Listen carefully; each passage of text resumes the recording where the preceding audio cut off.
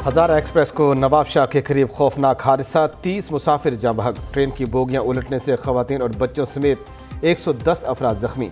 हज़ारा express Karachi से हवेलियां जा रही थी। ट्रेन में 990 मुसाफिर सवार थे। सरहारी रेलवे स्टेशन के करीब हादसा पेश आया। डिप्टी कमिश्नर नवाब शाह के मुताबिक जाँ बहक अफराद में से 28 की शनाख्त हो गई। लाशें आबाई इलाकों की तरफ रवाना। रेलवे का अमला, मकामी अफराद और रेस्क्यू एहलकार इमदादी कामों में मसरूफ़। करीबी अस्पतालों में एमरजेंसी नाफिज। अमला अलर्ट, अब ट्रेन ट्रैक पर ट्रेनों की आमदोरफ्त ताहाल मुअत्तल। हज़ारा एक्सप्रेस हादसा तखरीबकारी हो सकती है। वज़ीर साद रफ़ीक को खदशा, हादसे की तहकीकात का हुक्म दे दिया। कहते हैं रेस्क्यू ऑपरेशन के बाद इंक्वायरी में हादसे की वजूहात पता चल सकेंगी। हुकूमत जाने में 3 दिन रह गए। डर था हादसा न हो जाए और आज बुरी खबर मिल गई। हादसे के हर पहलू को देखा जा रहा है। रेलवे की हालत बहुत बुरी है। 14 माह फायर फाइटिंग में गुजरे। कोशिश होगी चंद घंटों में दोनों ट्रैक्स को क्लियर कर दिया जाए।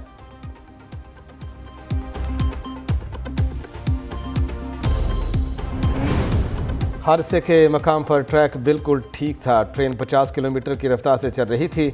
ट्रेन ड्राइवर राशिद मिन्हास कहते हैं हादसे के मकाम पर रफ्तार की हद 105 किलोमीटर फी घंटा तक मुकर्रर है। जिस तरह इंजन और ट्रेन को धचका लगा, हादसे की वजह तखरीबकारी हो सकती है। ट्रेन में 19 बोगियां थी, 10 हादसे का शिकार हुई।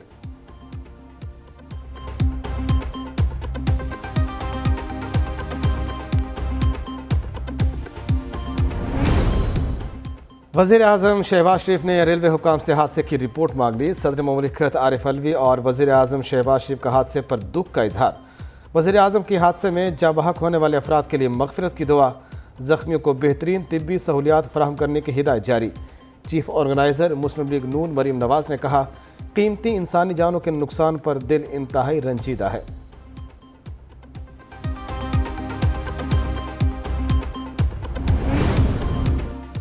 वज़ीर ख़ारजा बिलावल भुट्टो का हज़ारा एक्सप्रेस ट्रेन हादसे का नोटिस। साबिक़ सदर आसिफ ज़रदारी का रेल हादसे पर इजहार अफसोस। सिंध हुकूमत को ज़ख्मियों के बेहतरीन इलाज मुआवजे की हिदायत कर दी। वज़ीर आला सिंध मुराद अली शाह का नवाब शाह का हंगामी दौरा। अस्पताल में ज़ख्मियों की इयादत की। उधर पाक फ़ौज के जवान मुश्किल घड़ी में मदद के लिए पेश। पाक फ़ौज और सिंध रेंजर्स के जवानों ने इमदादी सरगर्मियों में हिस्सा लिया। रेंजर ने 3 साल मासूम बच्ची को जिंदा निकाल लिया। कोर कमांडर कराची ने हेलीकॉप्टर से जाए हादसा का जायजा लिया।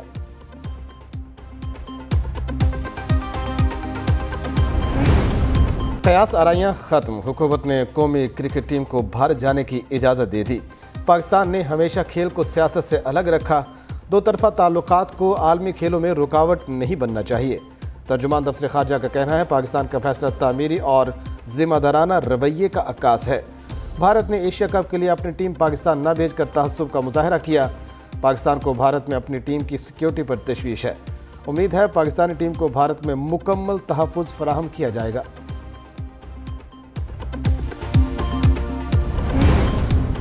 मुल्क के अगले वज़ीर आज़म नवाज शरीफ होंगे। नवाज शरीफ जल्द वापस आएंगे और पाकिस्तान की तकदीर बदलेंगे।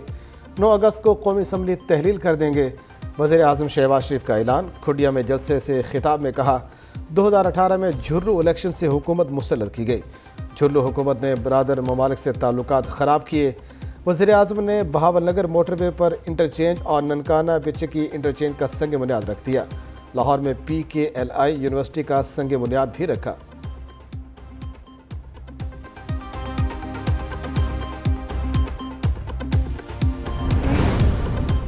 निगरान वज़ीर आज़म का क़ुरा किसके नाम निकलेगा?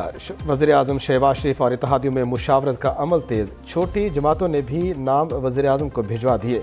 अपोजिशन लीडर की वज़ीर आज़म से आज मुलाकात मुतवक्के। राजा रियाज शहबाज शरीफ को 3 नाम देंगे। वज़ीर आज़म की साबिक़ सदर आसिफ ज़रदारी से भी मुलाकात होगी। आज या कल निगरान वज़ीर आज़म का नाम सामने आने का इम्कान।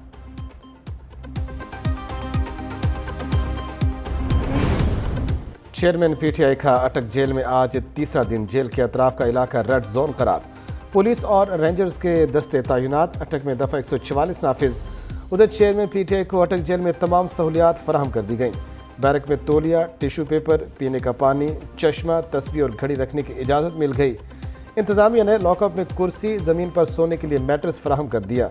कूलर, एयर कंडीशन की सहूलियात अदालती हुक्म से मशरूत। साबिक़ वज़ीर आज़म को दोपहर के खाने में मिक्स दाल और रोटी दी गई।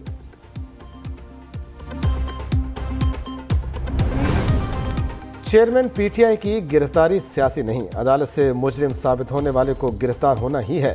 نواز شریف نے اپنے اوپر لگے تمام الزامات کا جواب دیا۔ چیئرمین پی ٹی آئی نے ریاستی تحائف بیچے۔ وفاقی وزیر اطلاعات مریم اورنگزیب کا برطانوی نشریاتی ادارے کو انٹرویو، کہا قانون کو دھمکیاں دینے سے مقدمات سے نہیں بچا جا سکتا۔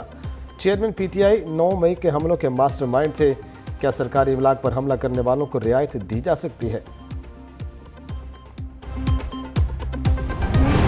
امریکہ نے چیئرمین تحریک انصاف کی گرفتاری کو پاکستان کا داخلی معاملہ قرار دے دیا۔ امریکی محکمہ خارجہ کے ترجمان میتھیو ملر کا کہنا ہے چیئرمین پی ٹی آئی کے خلاف کیسز پاکستان کا اندرونی معاملہ ہے۔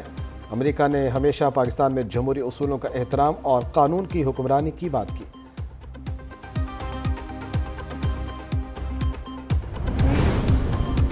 چیئرمین پی ٹی آئی کے پاس سزا کے خلاف اپیل کا حق موجود ہے۔ چیئرمین پی ٹی آئی نے ٹیکس گوشواروں میں اثاثے چھپائے۔ وفاقی وزیر قانون اعظم نذیر طارق کا سینٹ میں اظہار خیال، کہا مردم شماری میں بلوچستان کی آبادی کم ظاہر نہیں کی گئی، حکومت نے فیصلہ الیکشن کمیشن پر چھوڑا ہے۔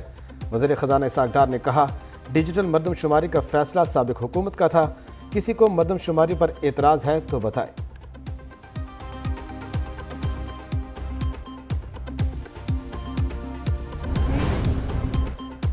رضا ربانی کو انتخابات میں تاخیر کی بو آنے لگی، محسوس ہو رہا ہے الیکشن 60 یا 90 دن کے بجائے اب ملتوی ہو جائیں گے۔ پیپلز پارٹی کے سینیٹر رضا ربانی کا ایوان بالا میں اظہار خیال، کہا اگر الیکشن ملتوی ہوئے تو آئین کی خلاف ورزی ہوگی، الیکشن میں تاخیر وفاق کے لیے خطرناک ثابت ہوگی، الیکشن کمیشن کو انتخابات سے متعلق اپنے لاہ عمل کے لیے بیان دینا چاہیے۔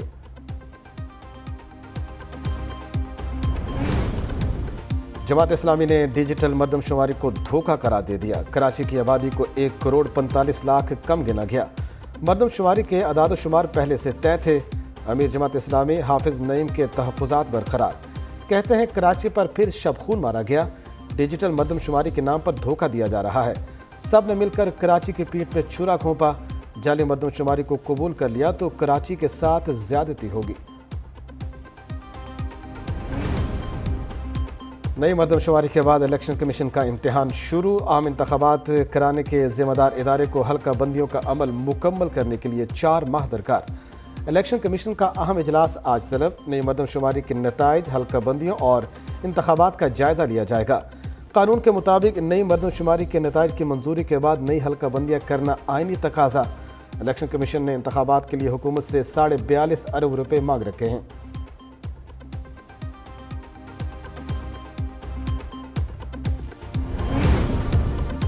سندھ حکومت نے بھی ترقیاتی کاموں میں سپیڈ پکڑ لی۔ وزیر اعلیٰ سندھ کی زیر صدارت پی سی سی آئی کا اجلاس، M9 M5 روڈ پروجیکٹ پر غور۔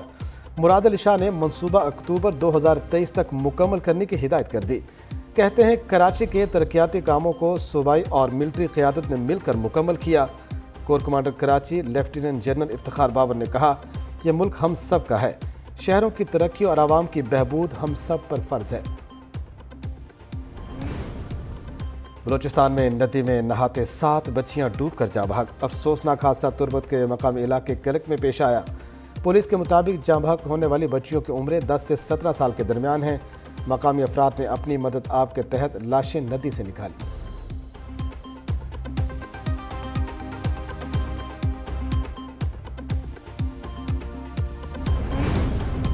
پہلے مارا پھر پہچاننے سے انکار کر دیا، گھریلو ملازمہ تشدد کیس میں جج کی اہلیہ شامل تفتیش، ملزمہ نے اسپیشل جے آئی ٹی کے سامنے اپنا بیان ریکارڈ کرا دیا۔